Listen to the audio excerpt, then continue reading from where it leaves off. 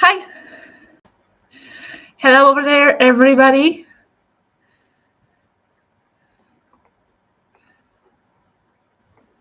Okay. Good morning there, everybody in the room.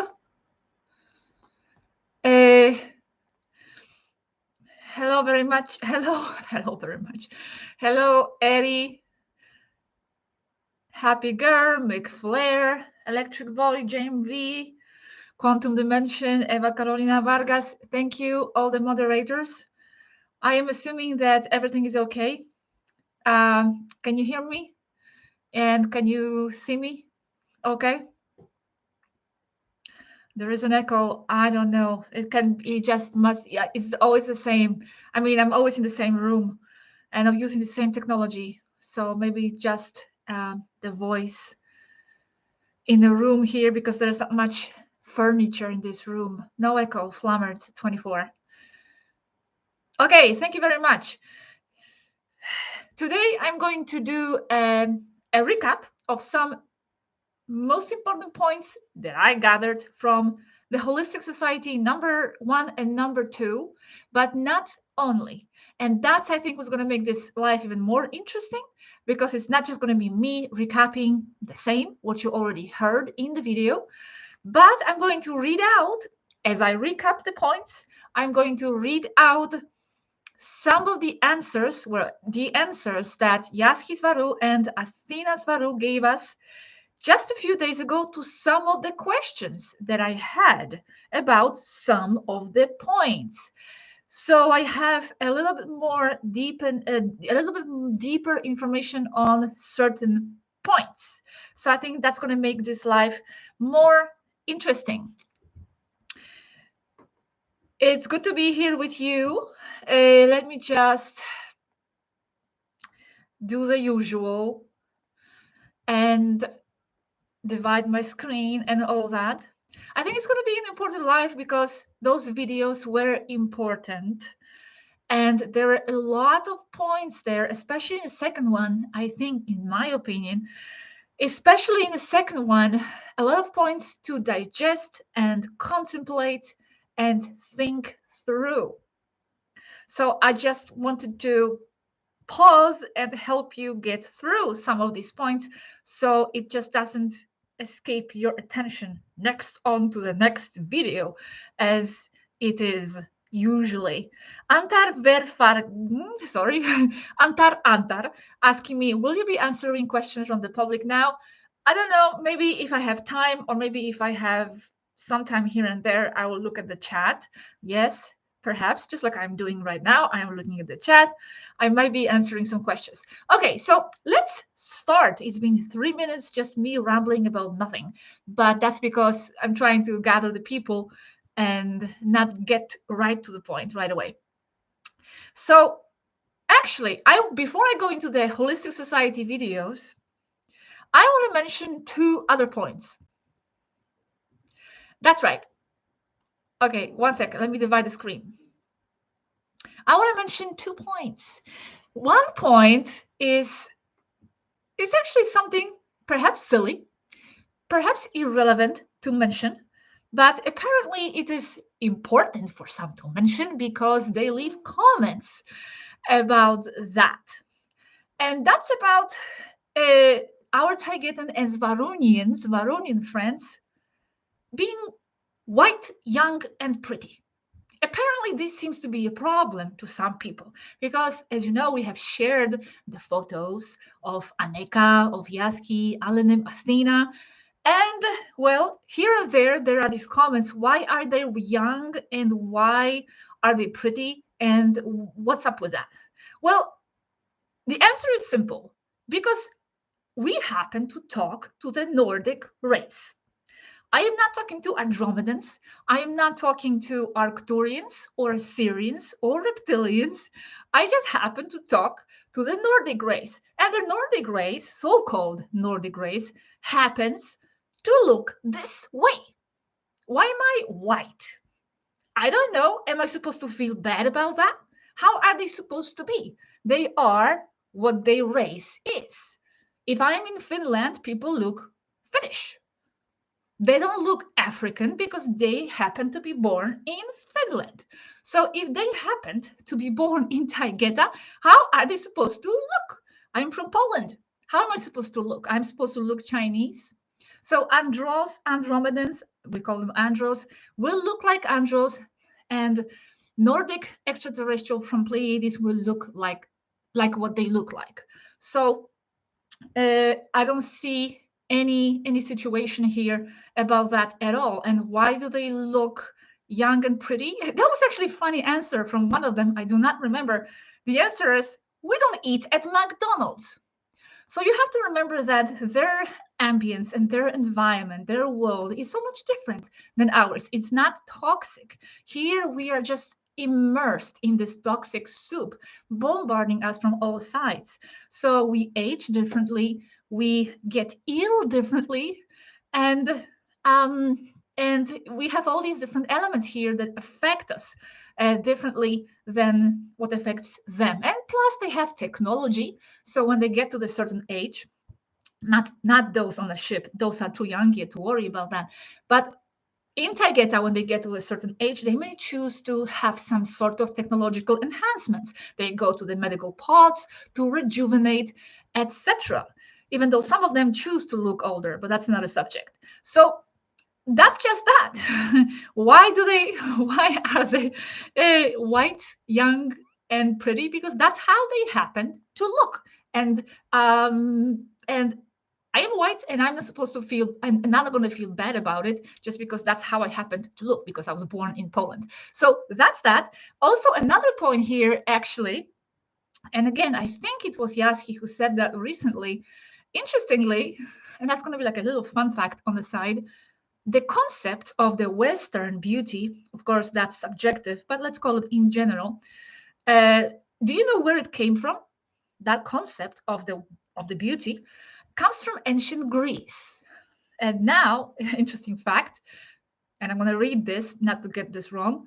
The ancient Greece actually is full of the influence of the part of Macedonia where Alexander the Great, listen carefully, Alexander the Great was direct ancestor of Alenin. So the Taygetan model of beauty is actually accepted as the general standard for Western beauty. So they are not following the accepted standard of terrestrial beauty. Is the other way around. In Greece, there is a mountain called Taygetus. So I haven't actually gone into details into this realm, the connection of the Taygetans with Greece and all that, but there is definitely a connection. And as Yazhi said, just look at the gods of Olympus. Look at all the affairs they had, and the love affairs, and all kinds of situations there, because the gods of Olympus were people, not gods. They were people. So that's just how it happens to be. If I talked to Arcturians, they would look differently. However, then there will be a problem sharing a photo because supposedly, as the Federation claims, well, I'm not sure the Federation claims that, but supposedly the race who is more looking like us is the one who is supposedly taking a first direct approach towards the humanity, and then other races differently looking would be introduced. So that's just that. Now, another comment before I go into the holistic society is the following. Someone mentioned on the comments as well, somewhere, that Hitler, yes, it's about Hitler. Hitler supposedly is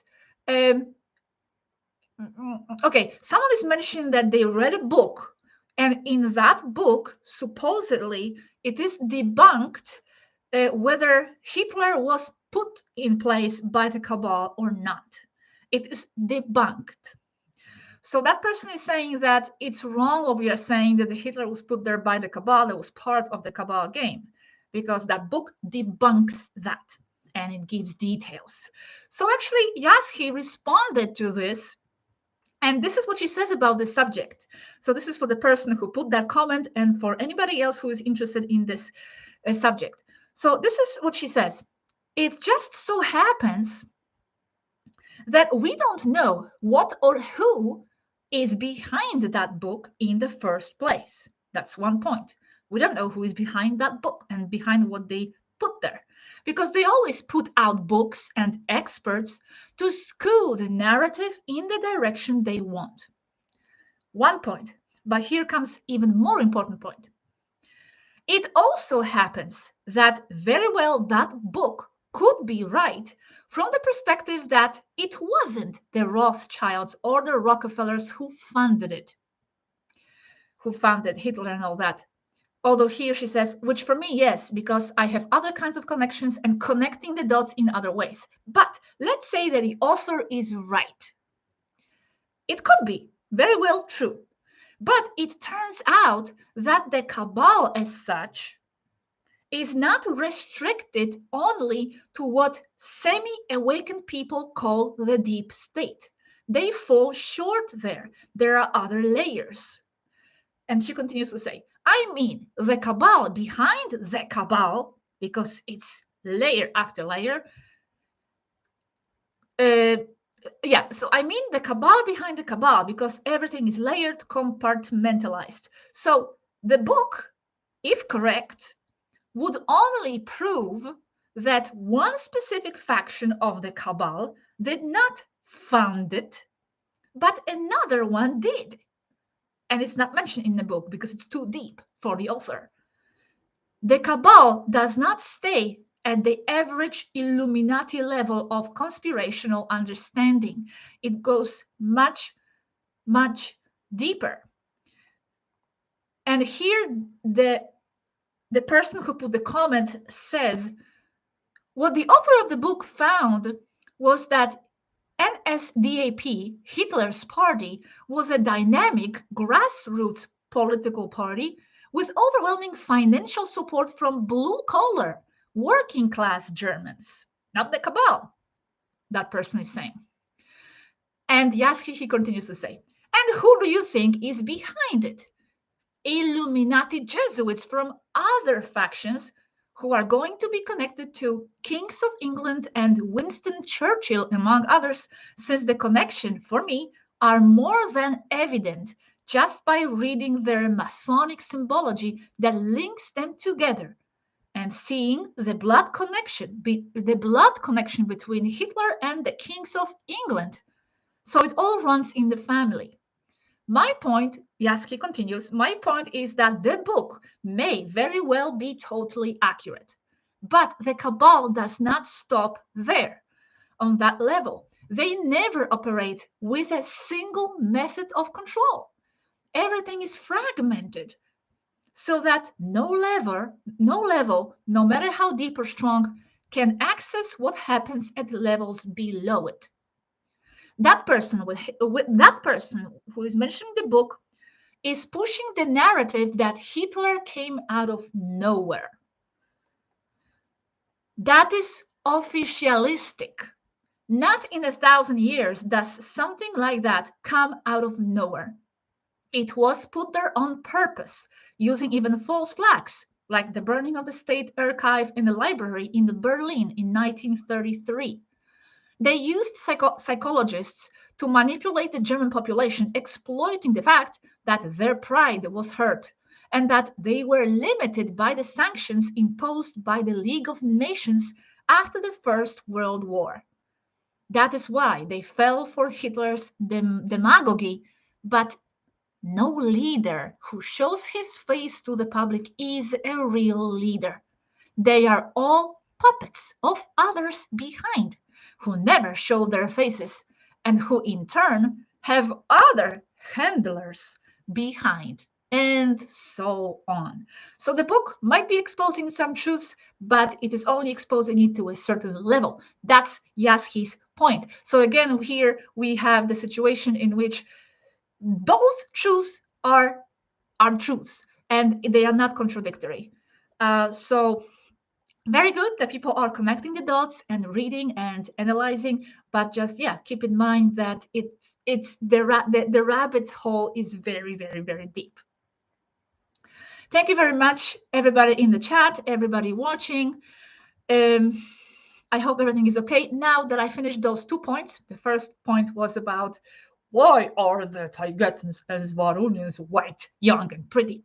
And the second point was about Hitler. So, everything okay?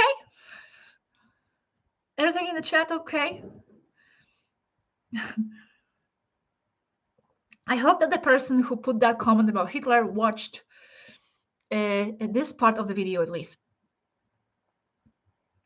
Okay, yes, thank you very much. Let's continue now to the main part of this video, which is going through some important points about the holistic society. First of all, the change of the name. That was a very important move because sorry, I'm distracted by the chat. That was a very important change because that word, holographic, is leading people to have erroneous interpretation of what this could mean. Because for me, holographic is some sort of a virtual simulation imposed and it's not really there. So it's something projected from somewhere else, but it's not really there. So that has nothing to do here with this, with what we're trying to emit here with this term. By the way, if you see me a little bit airy and confusing in my explanations, it's because I do feel a little bit airy. I don't know what's happening. Like I'm just half here. Anyway, so the change of the name, thanks to Dor Kalel, I think was very appropriate and holistic. This means as in complete society that includes all its members actively on equal grounds. And also, you know, it includes all different subjects being studied and analyzed and being important. No importance is being given to one subject over the other because it's all connected. Now, a very important point is that the society and the culture will always be a reflection of the people that form it.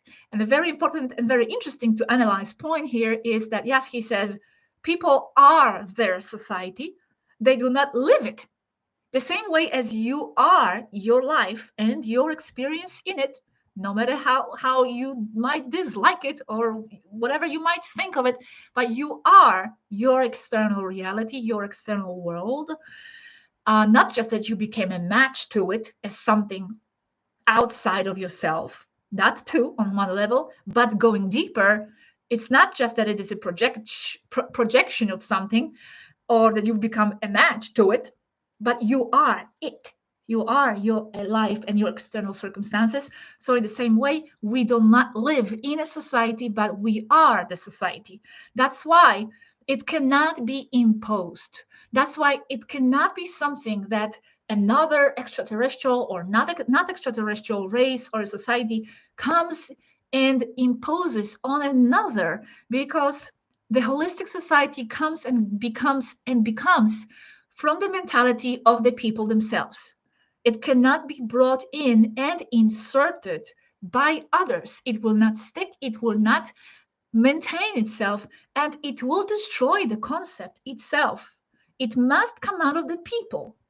It's not some sort of a political external model of which we are learning and we are studying the steps and how it works, and we are taking that model and applying it to our society. That's not how the holistic society is. It's just a reflection of the mentality, consciousness of the people that form that given society. So it is impossible that they come and impose it on us, even if we agree to it. Because, and they are very careful about that point, about imposing and even defining the words like ethics or spirituality or morality. When I talked to Yazhi about this, let's define these terms, she said, well, even defining those terms would be certain type of imposition, because the way we understand ethics is different from how you might understand it. So we are bringing in our understanding into your society, and that we will be imposing. So those words we used, ethics, spirituality, and morality, are very general terms, just to just to express the point that it is the framework of people's mentality that will generate and produce a society that we could call holistic. And here, Yazhi mentioned the book Animal Farm by George Orwell, first published in 1945. And in this book, she tells a story of farm animals who are oppressed and they rebel against their farm, against their human farmer. And they are hoping to create a society that is freer and happier and everybody will be equal. And that's not how it happens. They when they become free, let's call it that way, they in the end turn out to be an even more oppressive society than where they were before.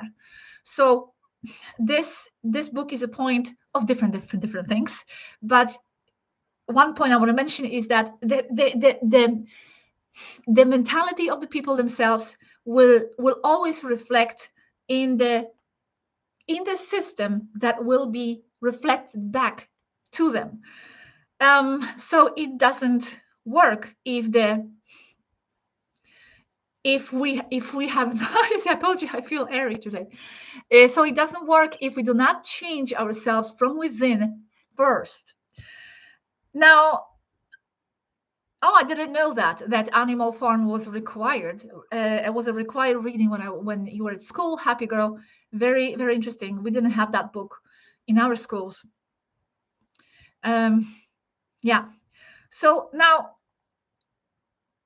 one of the attitudes that Yazhi mentions that we should address and try to transcend in order to be able to generate a future holistic society is that that we're always under the impression of scarcity. There isn't enough of anything. There are not enough resources. So that's why this creates the need to create someone to manage the resources. And that mentality is created by programmed, because it is programmed, consumerism, by creating the society in which the people are looking for something outside in order to be happy.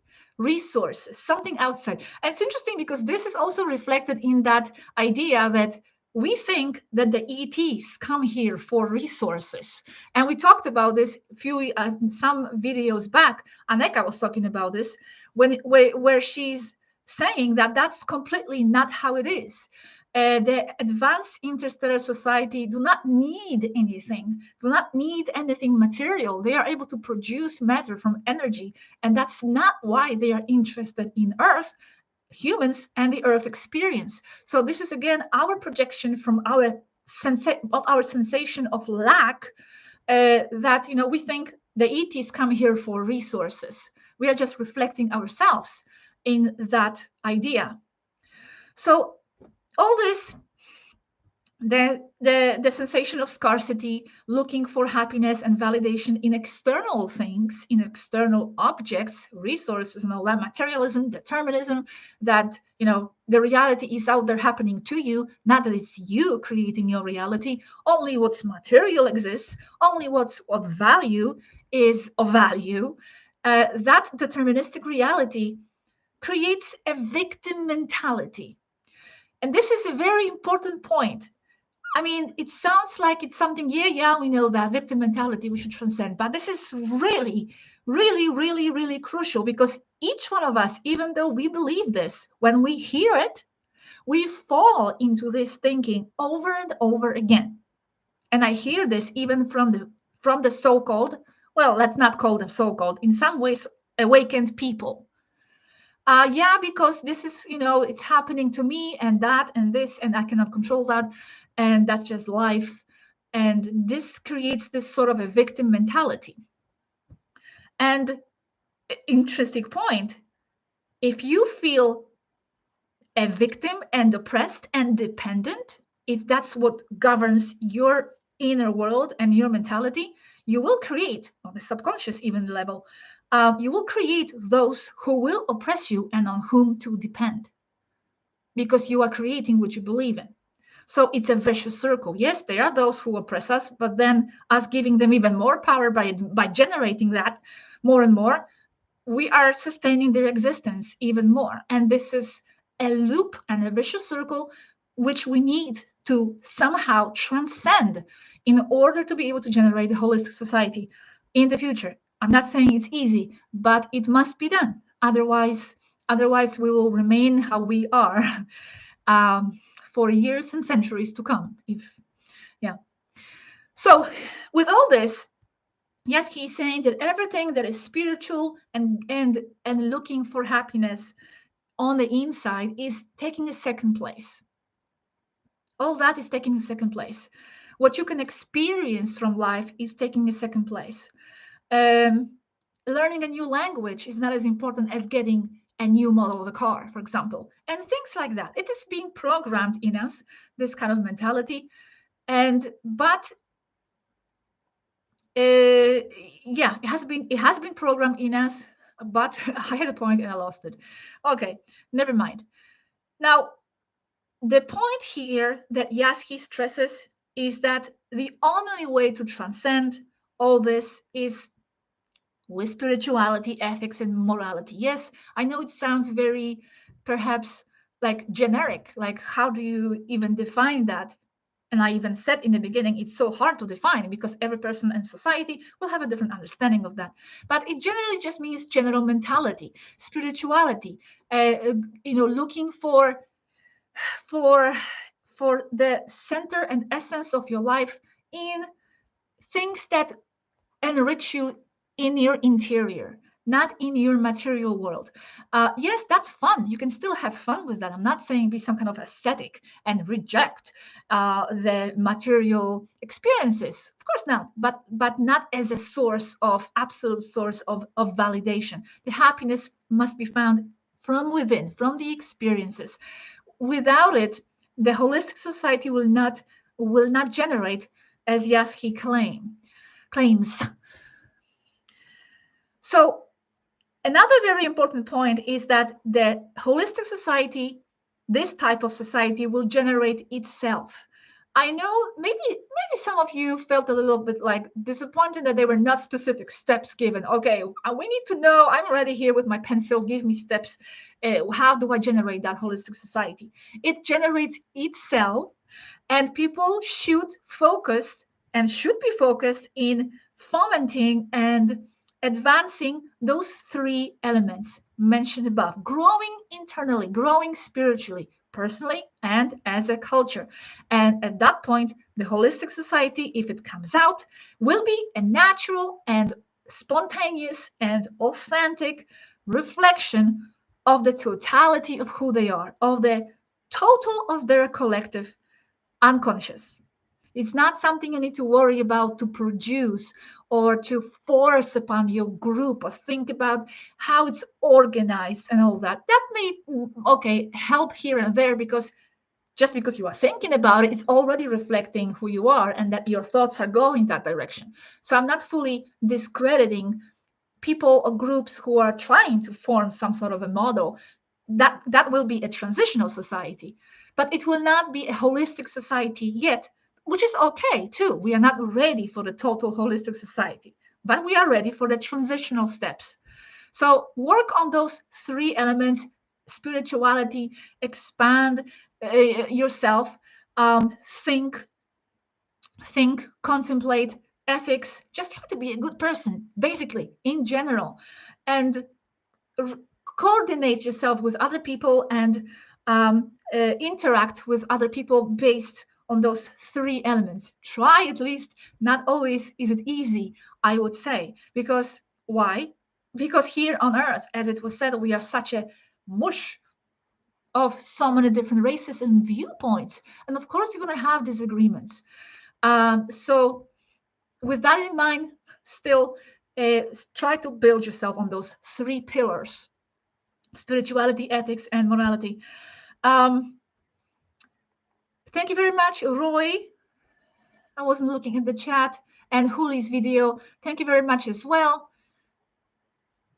Now, Ocean Odell is mentioning something that I actually want to talk next about. And he mentions our self-care is so important. Well, exactly. This is my next point. Very interesting point and might be quite controversial to maybe some of you who have been taught this idea by the alternative groups, by the spiritual groups, new age groups, that it must be based on a service to self. Service to self before service to, no, sorry, that it must be based on a service to others before service to self. And it's only regressive races who are leading their life based on service to self. Well, Yazhi here explains that, hey, one moment, not that easy on earth. And that is because service to others in a society where most people are serving themselves will not work. You'll be serving others, but those others are not serving you. It's not mutual. They're serving themselves. So you'll end up being exploited and manipulated and a slave, basically, in the worst case. Of course, there are grades of that. So it's not as easy as it sounds, service to others. You need to take care of yourself and have your priorities and have your well-being in mind always, and never let yourself be exploited. Analyze why you are helping, who you are helping, under what conditions. Is it really benefiting what you want to benefit? And never let yourself be exploited. And this is the example of how imposing one element of a holistic society, because it is one of the elements of a holistic society, service to others.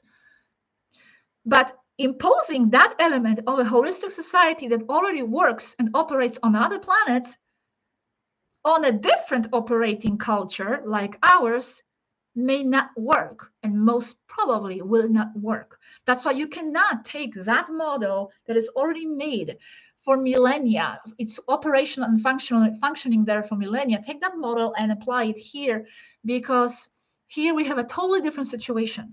So it needs to be adapted to our culture. It needs to come out of ourselves, because because we are different. We are a different race here.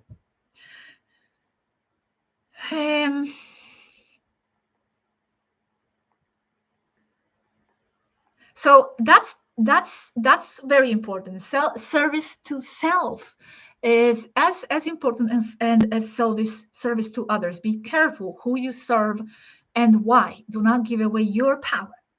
And now another element of what you might do, instead of saying should do, because even that I feel is imposing should do. Now what you might want to do is to learn about anything that is around, anything that interests you, first of all. As Yazhi says, to have an unrestricted access to the information is very, very, very important. Learn as much as you can about whatever you want. That's how they are there. I noticed very much so. They are very interested in anything and everything at the same time. It doesn't mean, and don't feel bad, it doesn't mean that you should be the same. If you don't feel interested in whatever subject, don't feel less, or don't feel like you are not ready for the holistic society. It's just your interest. I mean, they are interested in everything, a little bit of everything, but at the same time, of course, they specialize in certain things. Like, for example, Athena likes to fly. She's a pilot. And then I always use poor Iror, but he's a good example for me. Iror likes to cook. So, of course, they will have different preferences there of interests. So still, you'll be able to be individualistic yourself. Now, also here with this unrestricted access to the information and being able to study and analyze and assess other people's information and all kinds of knowledge coming from different sources, you need to, at this point, apply your own personal responsibility to separate what nourishes you, what is great for your expansion, and what doesn't. So don't look for anybody to tell you this is for you and that's not for you. You need to decide and reach that on your own. That's another characteristic of a holistic society, that they are free thinkers. They don't have censorship. They don't have anybody, any sort of authority that governs them in that way, telling them what is right, what is wrong. This is the right information, that is the wrong information. Yes, we might be doing that in my channel as well. We are presenting information, but it not in a form of imposing that on you as absolute truth, only offering you another perspective to consider.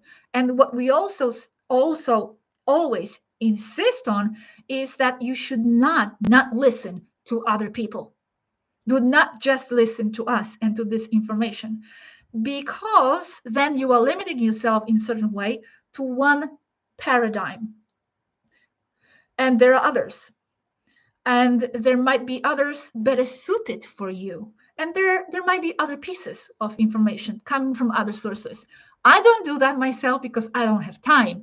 So I admit I am very, let's call it limited, but I don't feel I am limited, but let's call it, I am locked in the Svarunian and Taygetan information because I don't have time.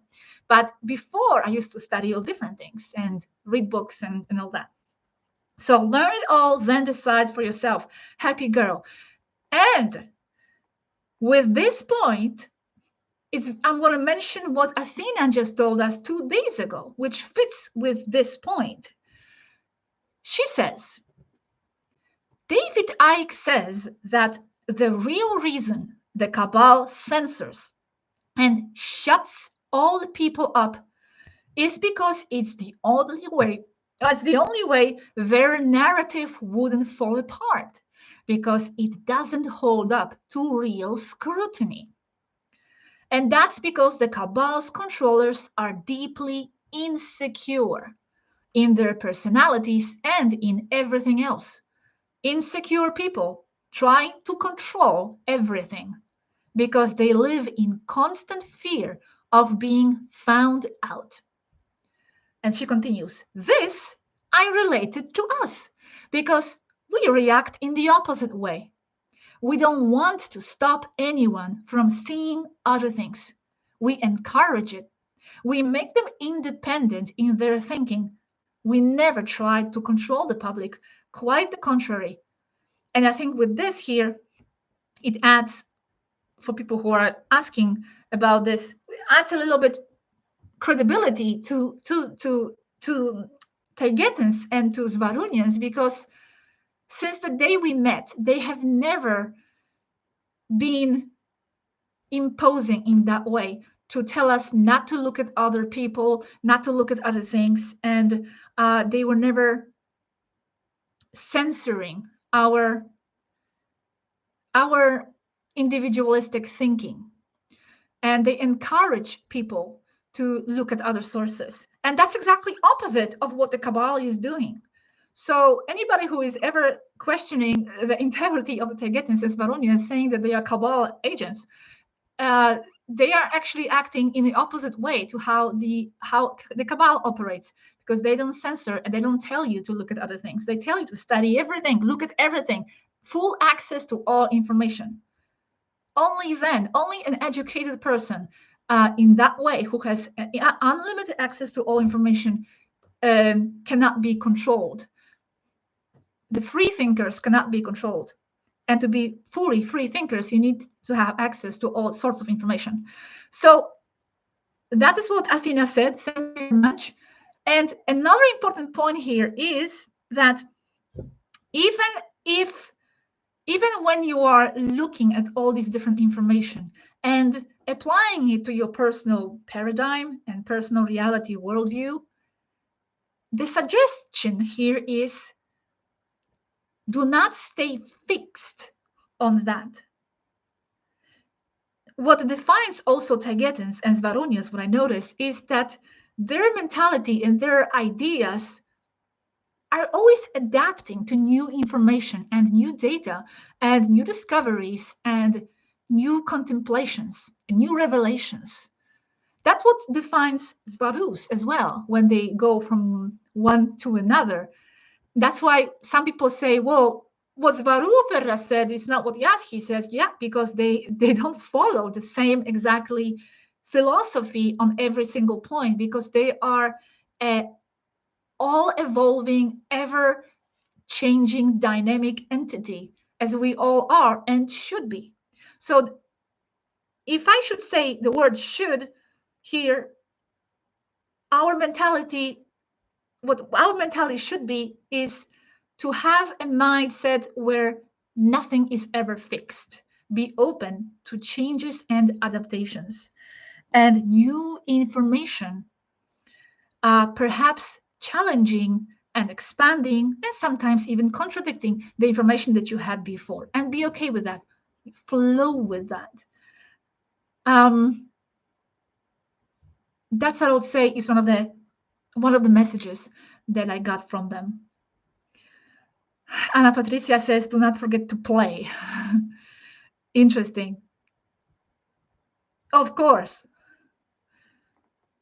Now, interesting point to finish off my last point about the part 1 of the Holistic Society video series is that because we are living in these vicious loops, self-creating circles, and self-perpetuating realities, Yazhi is mentioning here a point that some external agent would be necessary to kind of shift the dynamic into another direction.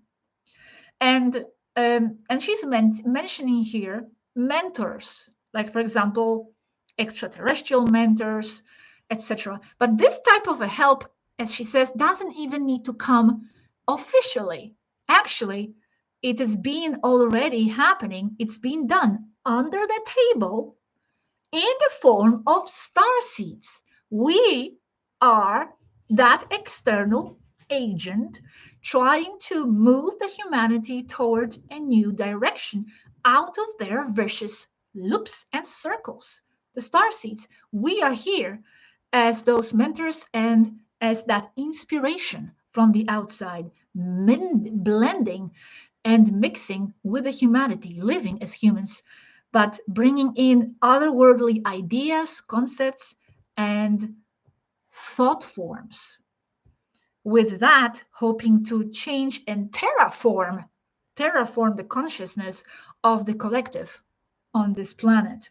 And that's why the Cabal is so desperate and has been speeding up their control methods recently with direct control methods, because the emergence of starseeds on planet Earth has been very, very, very drastic in the last, 70 years or so. So as we have come in, they are also speeding up their direct control methods. And Yazhi is afraid that we may not have time to further influence and affect and change for the positive the general mass of the population, because that's what we are doing. But we may not have time because the opposite side, the Cabal, is reacting to that with very drastic control methods, which might ruin our plans. Might, but may not. That's why we are still here and doing what we are doing. And that concept of not having time is something, as Yazhi says, that many extraterrestrials who live outside of the concept of direct time, many extraterrestrials do not understand. They don't understand that as much as Taigetans and Svarunians seem to understand. That's why they are trying to help. But other races are not so passionate to help in that direct way, because their concept of time is different, and they don't understand that there is no time anymore for the humans. We are running out of time. So it's complicated, as you see. Okay. Now let's go to the part 2, and here is when I will start reading some of those questions, some of the answers to the questions from Athena and from Yazhi. So it's going to be interesting too, because it's going to be new information that you haven't heard yet, because what I'm speaking about now, you've already heard that in the videos. It's not new. It's just my own interpretation. So let's go to that part 2. Now, a very intriguing concept and statement that Yazhi mentioned in that second video was that the new society, that the new world order, the cabal, the controllers try to create, they already have. They already have it. And Yazhi here claims it's not that they are going to transform the current society, but they are destroying it in a way. Yes, they are destroying it genetically and with mind control to fit into their new world order agendas. And very important point, as Yazhi says, no one mentions that anywhere, as far as I know, because I don't watch anything. Transhumanism, something that many people talk about, Yazhi says transhumanism is not their goal toward their new world order. It's only a step, a measure. It's only a step and a measure that they are using to reach their final goal, final product, which will be an ultra-modern, almost utopian society, very technological, where the inhabitants would be very controlled, super controlled at the genetic level and at the level of their mind, of their thought. That's what's called post-reset society. That's what they want. And that post-reset society would be given a new history. So all the previous information will be, previous historical events will be erased somehow. False history will be given. And by the way, this is not the first time it happened. It would happen. And I'm going to have a video on this as well, on history, historical events, time, how it matches, how the historical narrative is actually not as it is presented to us at all. It will be given by Athena, I think, but that later. So this is what they want to do again, not the first time, again. It would be composed of people who are totally adapted to the system because they don't know any other. They don't know any other way of living. And some of them, as Yazhi says, we see around on the streets and blending in with us, many of them in China. So here's where my question was, because I didn't fully understand this idea that this society they already have. Like, where do they have it? What do you mean underground? They're like preparing these people, this society somewhere in a subterranean basis, and they just release them sometimes to the streets? Or what do you mean, Yazhi, that they already have this new society? Where? Who are those people? So this is the new information. This is what Yazhi said just 2 days ago about this. She says, yes, and they have had them for a long time. They've been doing total human cloning since at least the 30s. They used those clones to fill positions that need complete puppets. But lately, this has been replaced by more efficient methods of mind control, for example, graphene. Yes, they have ready-made people who are not necessarily clones, so not only clones, but who are already indoctrinated to function within their new world order. For example, most of these kind of smart people, clones or not, are in China logically for total control. They infiltrate society, clones or not, to alter things in the direction they want. See them as anti-star seeds, with the opposite effect, to impose matrixification. They may or may not be clones, because the control over the population is almost total in certain sectors. So they don't even need clones everywhere, because in certain sectors, the population is controlled almost 100%, and they don't have any other way of living. They are already adapted to what the New World Order wants and call them anti-starseeds. They are there to intensify and to cement matrixification and be a challenge to us, starseeds. For example, here, yes, he's continuing. For example, and answering someone's question. What happened in the Corregidora Stadium in Querétaro, Mexico, where the crowd went crazy and there are many dead? Something that the official version denies, but there are reliable statements with photos that there were dozens of dead. I have known for years, and I have told you this, that they control the reactions of the crowds using artificial telepathy from the Gwen towers of the cell phone networks. And the stadiums are energetic feeders of tulpas and regressive egregors. Now, here I'm asking a question, but where are these people? I'm still not fully understanding these people of the new society that they have. Where are they? Like underground? She says, yes, some of them, mostly. But as I said above, they are released or positioned on the surface among the normal population. They are the ones that prove to be the most matrix, the ones that defend the system, the ones that are the most soulless, and there are many variants of them. They are either clones, mind control people from girls with MK Ultra systems with graphenes, and could be the so-called hybrids of human and alien. Now she's saying, note that I use the word alien, not extraterrestrial, which is positive. Extraterrestrial positive, the alien word is associated with a negative entity. So hybrids of human and alien.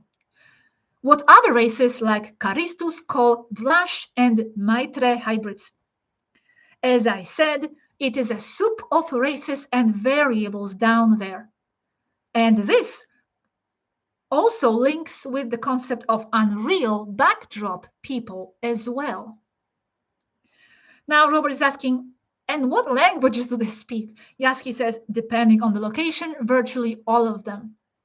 Here I'm saying, okay, so they are mainly not in China. They are everywhere. Yazhi says, those in China are the ones who are like population to fill the cities. Normal population already brainwashed and with a proper mentality. They are people, some of them with souls. They just don't know any other way of living than New World Order, because the majority of what I referred to as already ready, I mean people who have never known any other way of living than in that kind of repression and that kind of political system.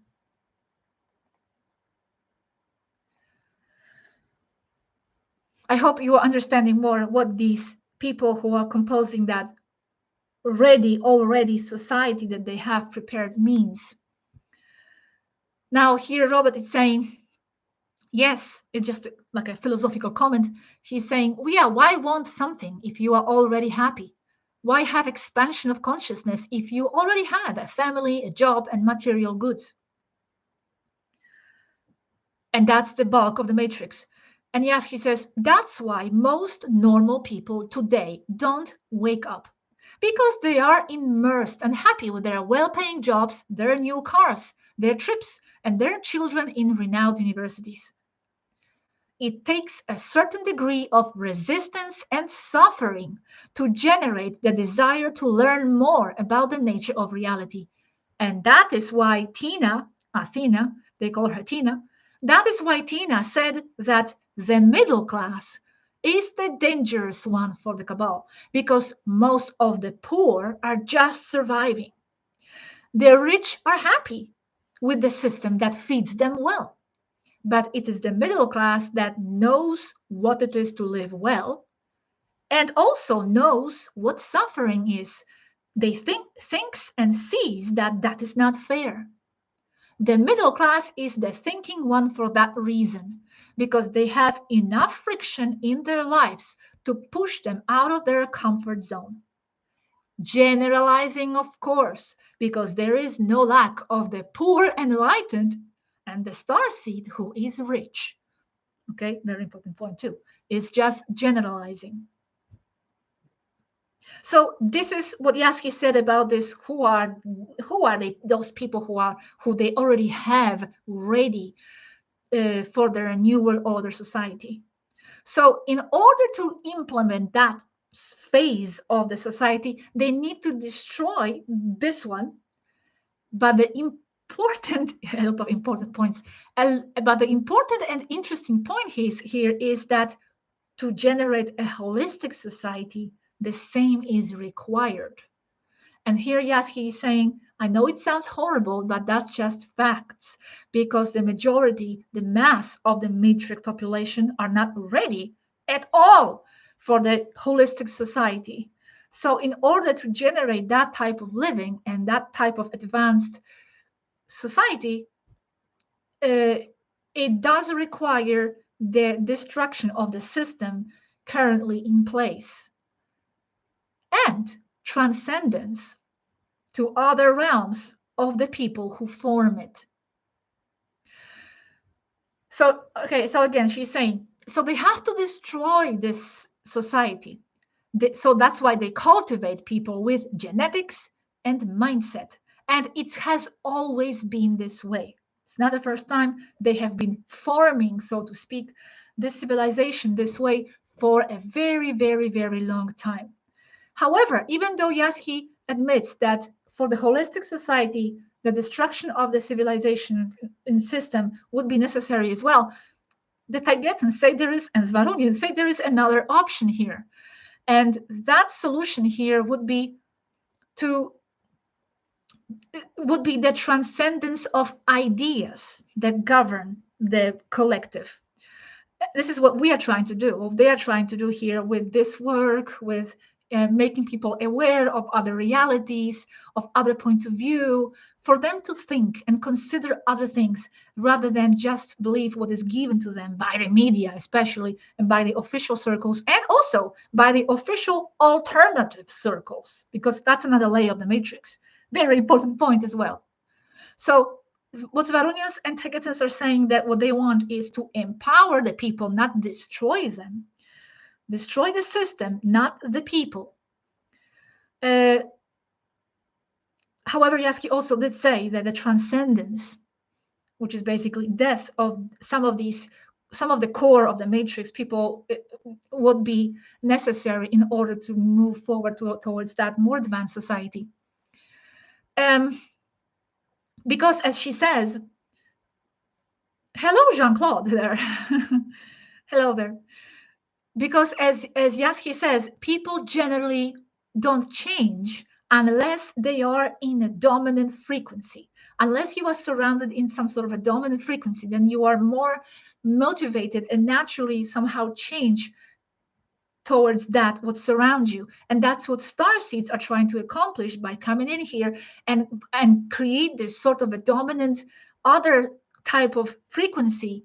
So this will help other people here link up with that frequency and be transformed. That's the idea here. And not even many starseeds are needed, as Yazhi explains. And just because we are in a minority, it doesn't mean we don't have a power. As she gave that example of 5 urmas against 500 controlled zombies or something. I don't remember the word. So it's not about the number. It's about the power and who you are and your ability to affect reality and your consciousness strength and frequency. And that's supposedly what we have. So not many starseeds are needed for that. Now, another interesting point, and then I will go to the next question, is that Yazhi also mentioned that it's very difficult for people to change in the mass of our society because they are too deeply programmed with the MK Ultra type of events, among other things. But I want to mention this point. MK Ultra type of events, which means something traumatic, fear-based. That's why they need to create these false flags and fear type of events and situations, because that creates trauma. This is the same strategy used on the MK Ultra victims that fragments their mind. And in that fragmented state of mind, fearful state of mind, they can insert them and impose certain ideas and lead them towards certain way of thinking that they want them to have. So it's a very interesting point. It's like a collective MK Ultra type of events, false flags that helps the controllers to lead the population. And here I have a question that Yazhi responded. Okay, here I have a question that Yazhi responded. I say here, Yazhi, you said in part 2 that the destruction of society is necessary for both sides. Question. Do you mean that we are somehow benefiting from the effects of the papayas, ejaculations, from basically from people dying? Are we benefiting from that? Now, answer from Yazhi.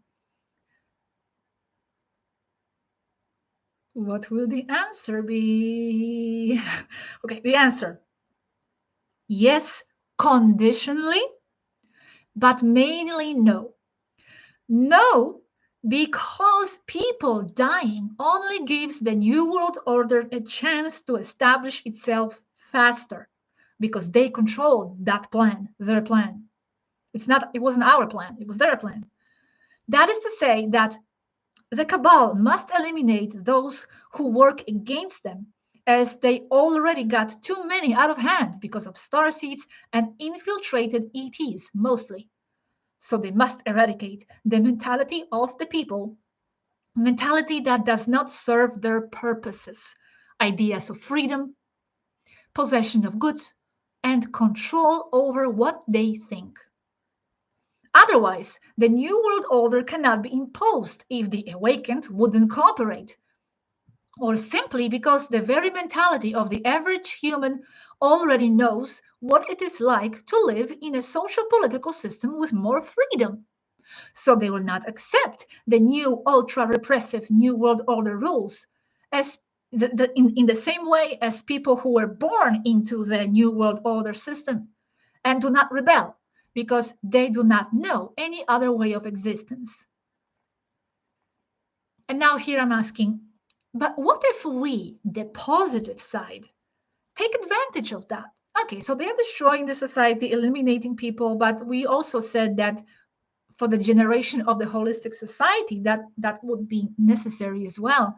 So could we take advantage of that? Since we need the same? I mean, the eradication of the mentality of the common people. It's a very, very complicated subject here. Many angles and many ethical questions are on the table here with this. So Yazhi says, in the same way that the cabal needs to eliminate people with a mentality that would not cooperate with their plans, in order to try to insert or develop a holistic society, it is necessary to remove, not to use the word eliminate, the majority of people who simply follow the same inflexible retrograde ideas that define today's consumer and fiat economy society, simply because they will not accept a different holistic society either.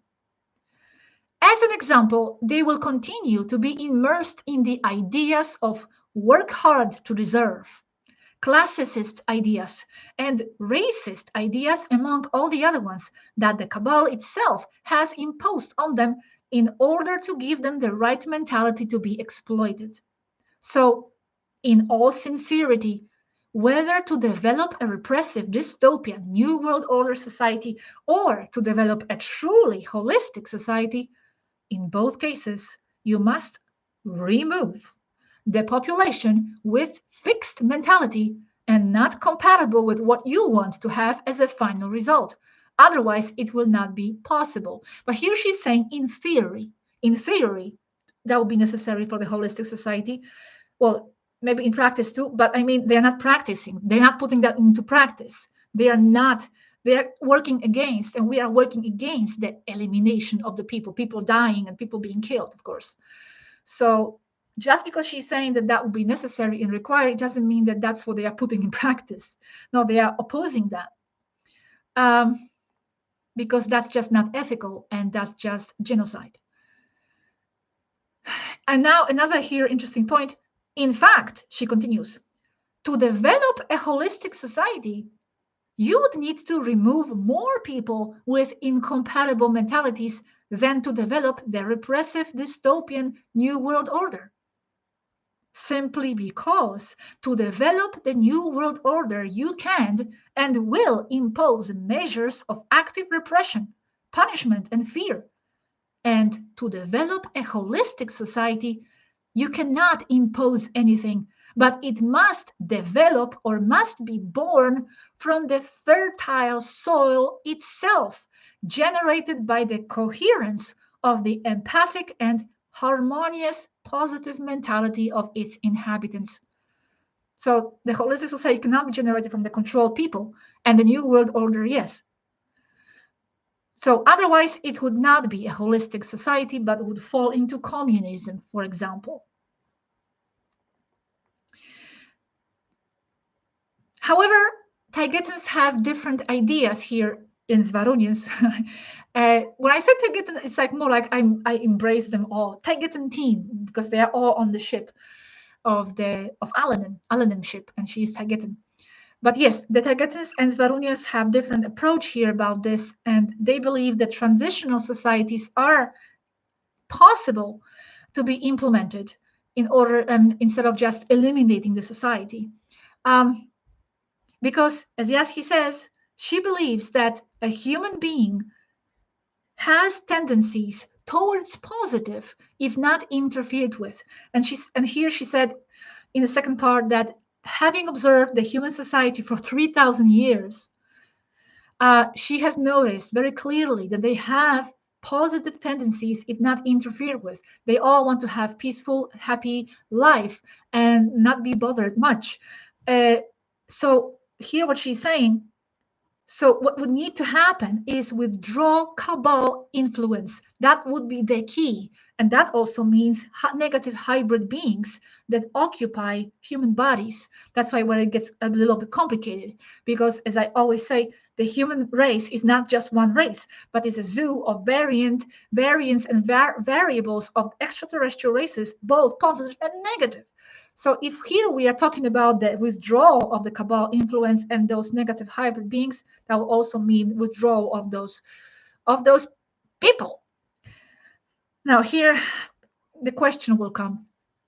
But Yazhi here claims that to withdraw the cabal influence, which is the key, that can be achieved by raising the awareness of the people, because it's the people who are manifesting and putting in place the cabal and all those egregors. So we need to create the mental and spiritual environment on the planet on a mental level in order to remove the toxic environment which is suitable for all these parasitic entities for them to exist and feed on us. So we need to be able to transcend those self-sustaining loops to raise the awareness of the people enough so that we remove that toxic environment in which those parasitic Kabbalistic entities thrive, which then they control us as a result. So it's a loop. We need to transcend those loops, but that would require generations. So Yazhi here is being honest, and she's saying, I am not sure there is time, because that would require several generations, and the Cabal is speeding up with their agendas. So this is a real war right now, war for the humans' survival and for the human mind. We need to eliminate victimism, determinism, and materialism. But how are we going to do that at the current state of mind of the collective? For me personally, I see it very difficult to be accomplished, at least in this generation. Even though everything is possible, but it's not easy. But well, it can be done. And in the process, we can focus on creating those transitional societies and working on ourselves, on our spirituality, ethics, and morality, and all that, even though it's very difficult to define that. So I'm just saying it just to say it, but I do realize that it's those three words may sound generic. So here, as Yazhi is mentioning, that it's very important to withdraw the Kabbal's influence, and then the humanity will be free to flow towards more positive direction, because that's their tendency innately. I'm asking, what do you mean withdraw Kabbal's influence? Do you mean like the Hashmalims, which are Tagetan special forces, coming down and removing physically the Kabbal members? That's what you mean? Or you mean withdrawing Kabbal influence by affecting human consciousness, which then will not generate the Kabbal? So here, that's what I'm asking. And Yazhi is confirming that the second answer is the correct one, what she means, that it's not coming in and physically removing it. She's saying, yes, that's right. It's by mostly removing the dynamics that forms the Kabal, that forms all these entities taking control of the people, removing the dynamics. So again, we are going back to the mentality of the people, and that's what we are trying to do, I believe, with all this information, to move people toward different forms of thinking, change the dynamics of their mental environment. Yazhi is here continuing, mostly by removing the dynamics that forms them. That's what she means by removing Kabbal's influence. Alanim, at last night's meeting, gave an interesting example or analogy for that. Us, or the Federation, helping humanity is the same as meeting an inebriated friend of yours and taking away his bottle. Tomorrow, when you are gone, he will buy another one. And he will go on with the same attitude and desires. What you have to do is teach him why he should not continue with that tequila bottle. You take away the thought dynamic that forms the tulpas and egregors, and the problem is solved, because the Kabbal, no matter how deep it is, cannot exist without people. That's why they want to control them. That's why they don't just annihilate them. They don't want us gone entirely. They need us. They just want to control us, because they need to exploit our manifesting, well, they need to exploit their human manifesting creative potential of the reality that the Kabbal desires, because they, being egregors, soulless with no connection to the original soul source, cannot sustain their existence alone, and the human population can. Robert is saying. So, in other words, for the Kabbal to exist, there has to be a number of people around. They can't eliminate them all. They need the creators. And I say, well, yes, because if you destroy them all, who will continue to manifest them? And Yazhi says, exactly. That is why they need to guide humanity to be a human form that maximizes the efficiency of exploiting what they want. They will never be able to destroy everyone, or they will destroy themselves. That is why they need to farm them. Very interesting here example. Just like the farmer who can't kill all his chickens, or he won't have anything to eat. He will only do it sparingly and have them under his control in pens, so he won't have to go running after every hen every time he needs a chicken soup. So here I say, okay, so what they want, they will have that. What they want to have is that society, whatever, where some of them will be clones, some transhumanists, whatever, and the rest will be guided like a farm. And Yazhi says, clones are human behavior modifiers, like starseeds but to the opposite side. They sustain the matrix, just like starseeds fight the matrix. Clones, MK Ultras, and regressive hybrids are like sheepdogs maintaining the herd together. And starseeds are the ones who at night open the pens for them to escape. That's why we are here, to open the pens for the people, those formed animals, to escape.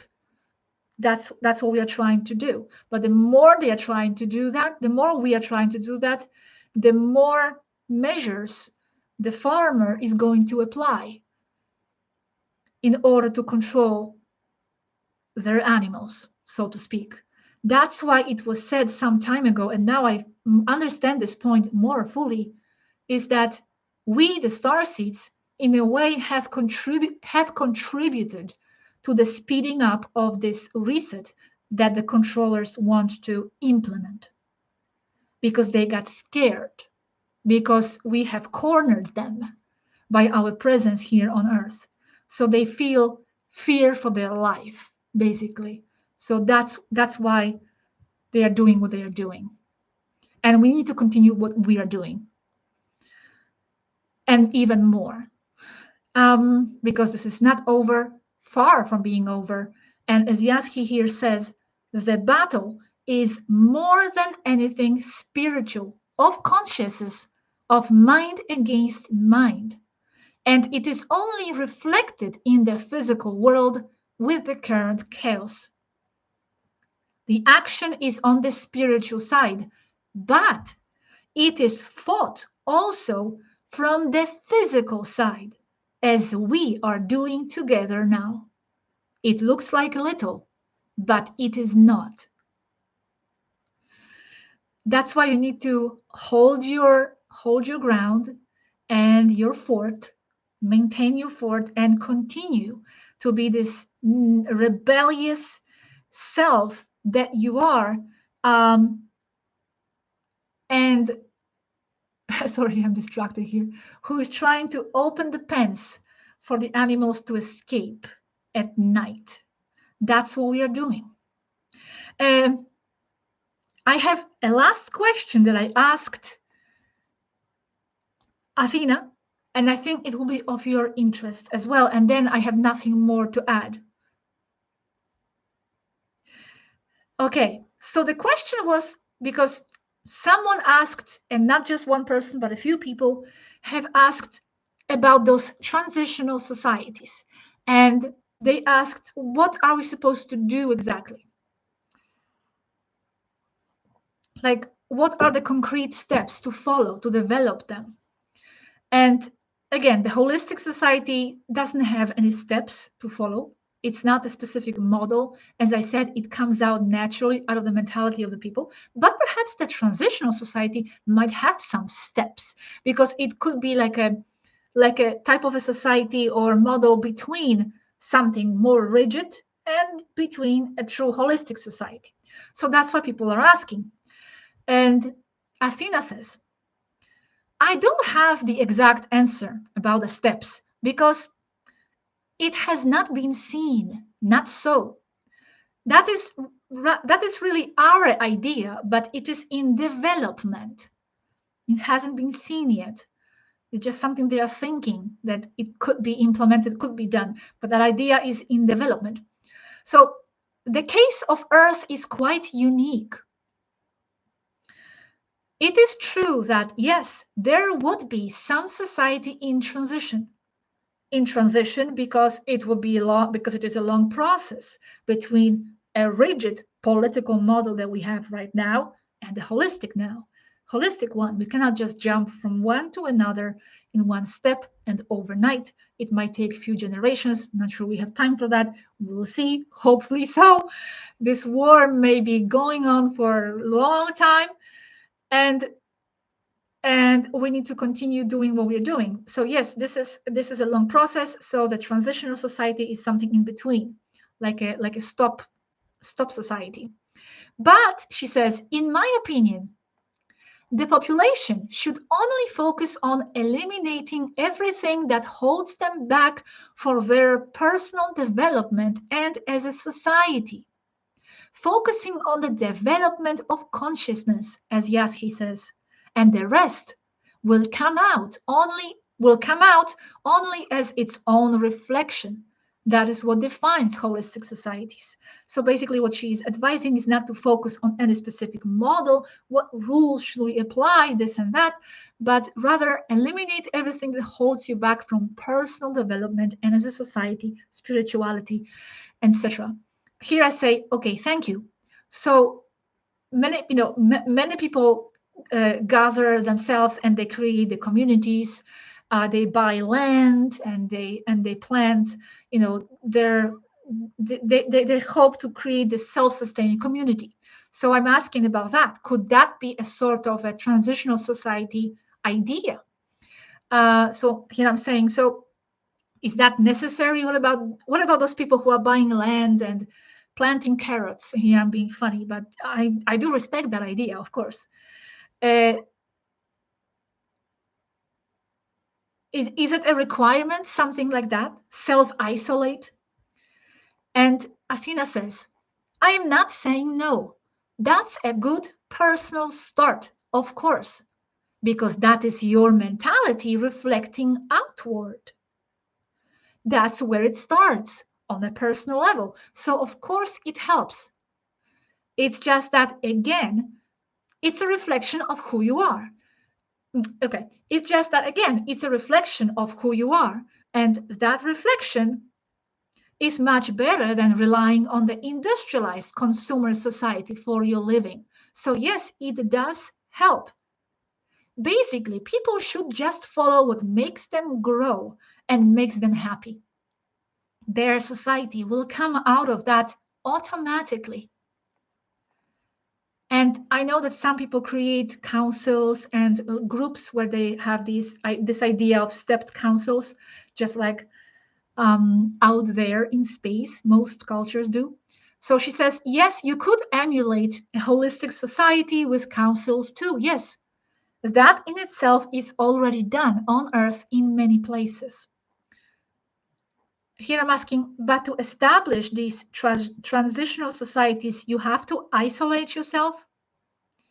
She says, as far as isolation is concerned, yes, obviously. However, it would only have local results for the isolated ones, not at the planetary level. And their very results will depend on their level of independence from the rest of the world, being that they will always be subject to attacks of all kinds. This is because the matrix will tend to attack what is not theirs, because of the effect of the dominant frequency, which expresses itself in many ways. Thank you very much, Lou. And this is an important point, that even us trying to create these communities independent from the matrix, just because we are still surrounded and immersed in the dominant frequency of the matrix on this planet, it will try to eliminate that and attack us in some ways. And that will express itself in many ways. So yes, let's do that, but let's be also prepared for those kinds of situations. For example, eliminating money, she says, eliminating money in one of these communities would only limit them to what they can produce, thus making them vulnerable to attacks from simple droughts that disrupt agriculture to not being able to defend themselves from an armed invasion because they do not possess the same resources for defense. Therefore, a limited model would only serve as an example to others, and yes, it is necessary. However, it is difficult to achieve entirely within the same planet because of what I have just explained. The real conclusive result can only be given when it is at the planetary level. And that's the challenge here, how to accomplish that on the planetary level. However, What I have just said does not in any way mean that you should not try it at the local level, because you have to start somewhere, always with a view to the self-protection of the group. And it has been done before and by many. Countless people have gone off grid. It works for them, and if everyone did it, would be very good for the cause. They succeed, although with limited effects. Another challenge for those communities would be, for example, she says, it would work mostly for people from middle age to older. But if they have children, they will want to be part of a society. And from their point of view, they would be right. On the other hand, the global result will have to come out of the whole and sum of everyone's local efforts. So that's why it's necessary to try something on the local level as well. The larger the group, the better. Ideally, at the planetary level. And this is now a very interesting point. She's saying, ideally at the planetary level. And what's our reaction? Oh, that's very difficult. How do we achieve that on the planetary level? Even I said that 5 minutes ago, that wow, that's a challenge for the planetary level. And here she's saying, and that reflects her extraterrestrial mind, she says, they see that as very difficult, planetary level. But that is because they have the mentality that this is too much and too large. From my point of view, for example, to say that the planetary level is not only normal but limited, says I am used to seeing many multiplanetary civilizations operating as one. The Urma, those words I added, operating as one. The Urma being the champion of them all. So just to have a society that operates on a planetary level, just one planet, that's very easy. That's for her just not only normal, but limited. And in that she reflects who she truly is. These little details, and I say this to the skeptics, is always what confirms, that they are who they are. It's just that those kind of ideas wouldn't even occur to like a normal terrestrial mind who's passing as extraterrestrials. You need to be an extraterrestrial to have these points even occur to you. So the local level is important. Global level is even more important. And yes, it seems difficult, but from her perspective, it's not really. But yeah, from our perspective, I guess it still is. But it's possible. She continues. Holistic society, I don't have much more to go, and then we finish. Holistic society, and this is important to understand, it comes out of the mentality of the people themselves. It is not just to have a farm or two as a mentality first. And the farms have owners. And that's enough to start a problem among the residents of that farm. It has to be owned, or society will invade them. The government will tax them and all that. So the owner might become the oligarch, the one who dictates the rules. And then said community automatically becomes something like a communist society. And a holistic society is not communism. So that's enough to start a problem among the residents of said farm. So be aware of that too. But trying it is very good. It's a reflection of your mentality outward. So that's why it's important. That is a step to follow. And if more people do it, the closer they get to the holistic society goal. The problem is that the matrix itself stops them there with limitations like the administration of tax obligations, resources, and who is the leader. And if they call a leader the elder, they will still have an I rule and you don't mentality. Thank you, Jean-Claude. So it is a step. Yes, it is a step, but it is still far from being a holistic society. And another very important point, besides, in the holistic societies of advanced level, the technology plays a very important role by the automation of systems that lighten the burden of the necessary cumbersome work. So that's also what defines holistic society outside. They have technology, which we don't have full access to here. So my last comment here is well, I see all this as difficult to achieve on a planetary level. And the last sentence she says, well, that's why we must first eliminate the trains of thought of the population that feeds the cabal that in turn limits them. Trains of thoughts. And that's for them is the most important step. And that's what they are trying to do here with providing this information and making people think towards other areas and empowering them in order to eliminate the trains of thoughts of the population that feeds the cabal that in turn limits them. That's a very important sentence. I will have all these answers on the website as a transcript. It is a live. I never have transcripts of lives on the website, but this is also information from them, and these answers will be on the website so you can read it again and analyze it yourself.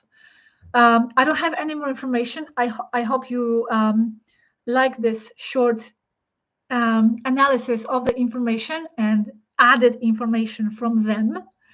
Thank you very much, everybody in the chat. Now, I didn't have much time to look at the chat. You see, it's been 1 hour and a half. Thank you very much. If you have to go, go. I have finished all my important points. Thank you very much for your assistance here and your moderators. Me, myself, I'm just going to stay just for a few more minutes and see what's going on in the chat. Let me see if I can catch any question. Is that just let me just get this out of the way. Okay, 1 second. What was the question there? I lost it. Never mind. Experience is asking about if I make a video about what to eat. Well, I do have. It's because there's so much accumulated that I try my best to decide what video should go next and all that. So I do have some of that information accumulated, and I know it will be of interest to many people. I just need to get to it, but I have, according to my opinion, other videos that are more relevant to go before. However, I know health is the most relevant subject, so maybe I should give that my priority. Let's see. Annette is asking, I wonder about the cosmic hoax, the alien invasion false flag that Stephen Greer are talking about. Do you know if that will happen? We talked about this a little bit a year ago, and or so, some maybe a bit earlier in the Galactic Federation, in the Federation videos, where we addressed a little bit that subject, how it might be on their agenda also. Produced a false flag scenario, false flag invasion scenario. Yes, it is possible. However, we don't know because we don't know the Cabal's plans exactly and when they're going to do what they want to do.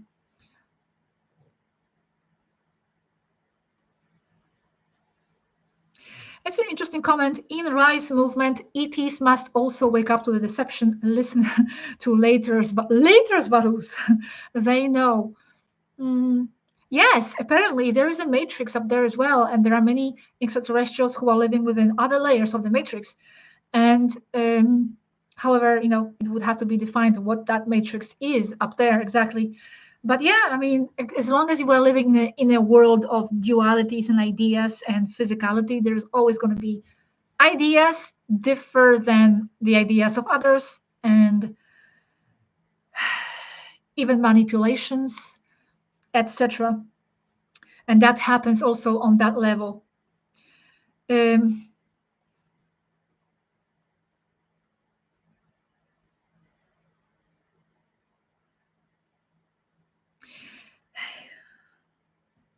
Antar, do the Tibetans watch these live streams? Sometimes they do, sometimes they don't because they don't have time and they're busy. As I always say, as Robert always say, they haven't come 440 light years, 440 light years from Pleiades to just be here and just sit on YouTube all day long. They have other tasks and they are very busy. And yes, they might be watching later, not live, but they are definitely following. I'm not saying all of them, but some follow more than others.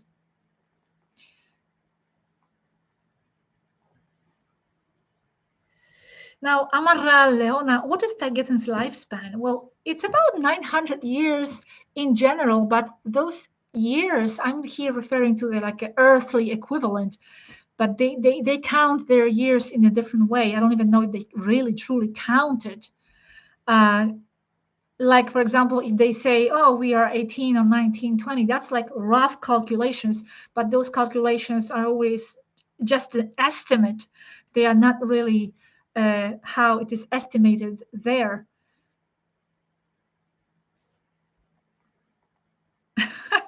Charlie Kennedy says the Kabbalah doesn't need some alien invasion. They already ruled this dump.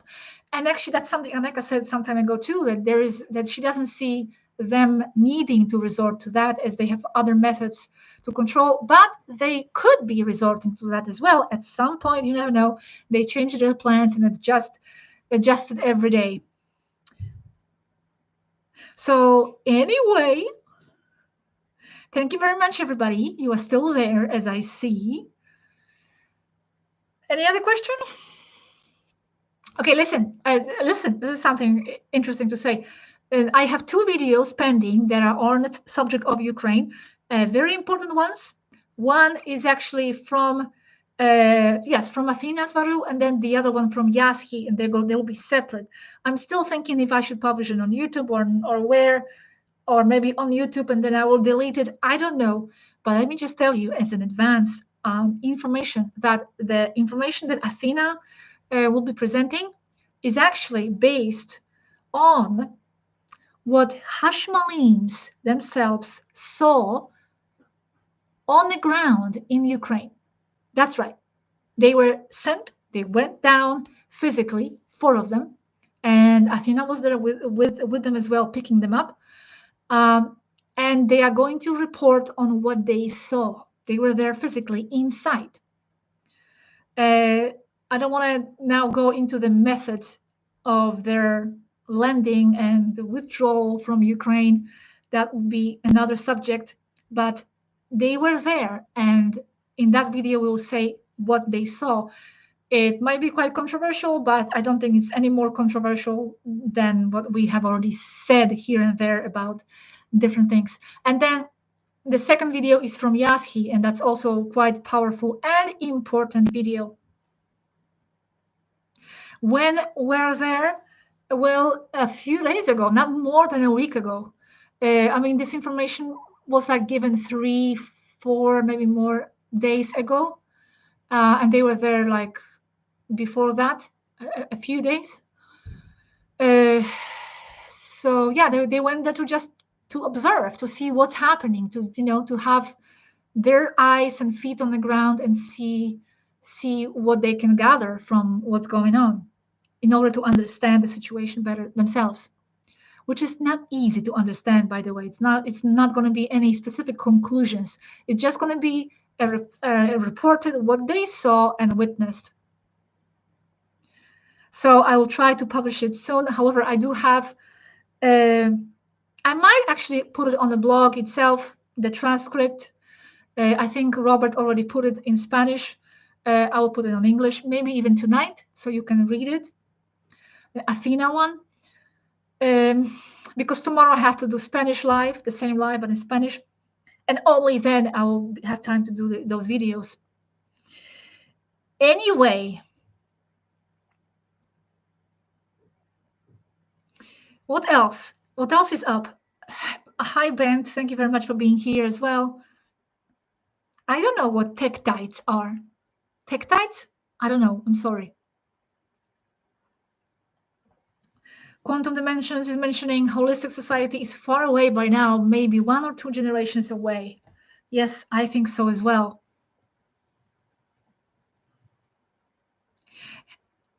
Thank you very much, Mick, as well.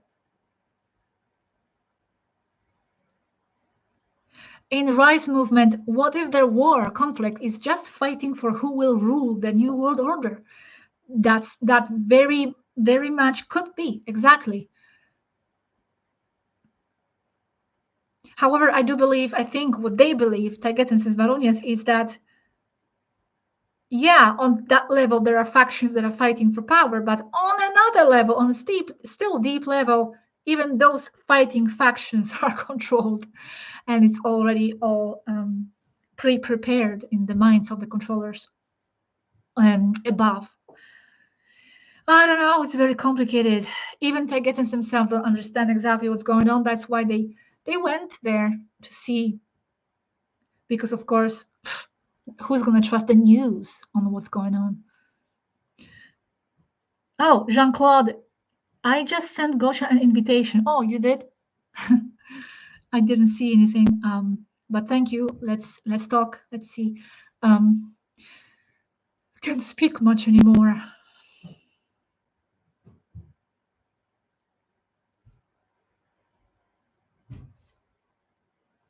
Okay, the question here is, collection 60, do aliens have any contact or interaction with non-alien and non-human races like a fairy kinds, worlds of monsters? Well, first of all, do you mean aliens or extraterrestrials? Because as I always say, we always say what we refer to as aliens are the negative groups, aliens, and the extraterrestrials, Taigetans and other positive races, we call them extraterrestrials, because they are not even alien. They are not alien to this place. They have always been around. And in fact, even those regressive races are not alien in that sense. They have always been around. But that's generally how we define them. Aliens is something more negative, and extraterrestrials is more respectful term, more positive. So I don't know if they have contact with fairies and worlds of monsters. Maybe extraterrestrials like Yazhi, who is an intradimensional creature, so to speak, and she can move between layers of the reality and in the astral. Probably she can, yes. Other Taigetans who are more physical, not so developed in those abilities at this point, probably not. Oh, Mick Flair, I sing to people live at least 3 times a week to share these concepts with them telepathically. I know, I saw your videos doing karaoke. Very nice. I always imagine I'm there with you because I would just love to be there and yeah, and hang out with you.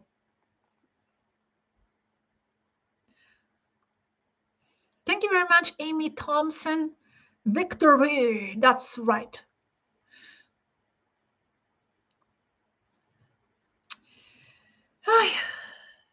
You are still here, even though I have not much more to say. Maybe you are waiting for some interesting questions. Does Yazhi like? Oh, does Yazhi like my music? I think I have my music. Paul Holmes. I am not sure which one you are referring to right now from the top of my head. Send me a link again or something, and I'll check it out. But a lot of greetings to you. I always see you around commenting. Well, how is Bongo doing? Bongo is growing and becoming a bigger doggy, and now she's going to be 5 months old, and she's going to be a little bit more independent and yeah, her own. So let's see how that rebellious teenage puppy face will be. But she's adorable. Well, thank you very much. I think I want to go. Jeremy is asking how to establish contact with Taigetans as being one of them in past lives. I don't know. I would only say through some sort of telepathic communication, because it does happen.